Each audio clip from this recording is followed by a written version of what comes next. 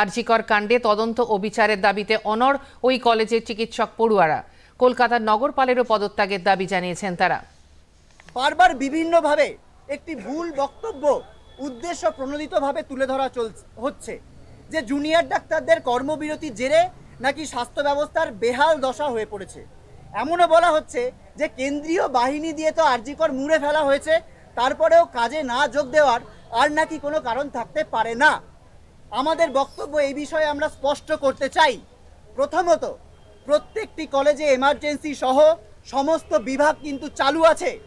Senior ডাক্তারেরা বাড়তি দায়িত্ব নিয়ে কাজ করছেন, এমনকি আমরাও কাজে যোগদান করতে চাইছি। কিন্তু জাস্টিস পাওয়ার প্রশ্নে যারা বাধা সৃষ্টি করছে তারা যদি সক্রিয় থাকে তাহলে কিভাবে আমরা ফিরব, কিভাবে সুরক্ষিত অনুভব করব? সিআইএসএফ দিয়ে আরজিকরকে মুড়ে দিয়ে আমাদের নিরাপত্তা নিশ্চিত করা কিভাবে সম্ভব যদি আসল অপরাধীদের আড়াল করার জন্য ভেতরেই কোনো চক্র সক্রিয় থাকে এবং তাতে পুলিশি মদত থাকে? এই কারণেই আমরা জুনিয়র ডাক্তারদের কর্মবিরতি চলছে, যাতে জাস্টিসের প্রশ্নে ন্যূনতম কোনো সদিচ্ছামূলক চিহ্নও আমরা দেখতে পাই। মহামান্য সুপ্রিম কোর্টের পর্যবেক্ষণ অনুযায়ী কলকাতা পুলিশ প্রশাসন সম্পূর্ণরূপে ব্যর্থ।